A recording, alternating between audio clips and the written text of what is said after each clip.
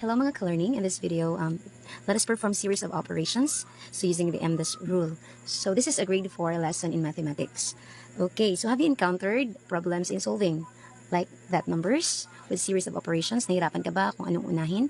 So to solve that problem, you must use a rule that will arrive at the correct answer. So we're going to use the MDAS rule strictly.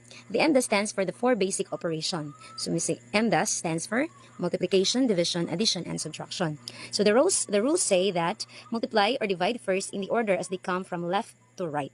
So kung ano yung nauna, multiplication or division, isusolve mo first before ka mag-addition or subtraction. So do multiplication or division first before you do addition or subtraction as they come from left to right. So kung alin yung mas nauna na operation, yun yung unahin mo isolve. Okay, for example, in this number, 18 minus 12 divided by 6 plus 7.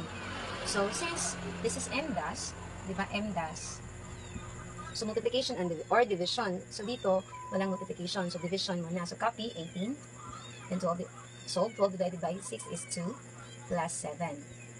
Di ba? Next to that, here, we have na addition. Since nauna yung subtraction, iuuna natin isolve. Kasi addition or subtraction, whichever comes first. Since equation, nauna yung subtraction, let's solve first subtraction. So 18 minus 2 equals 16 plus 7 equals 20.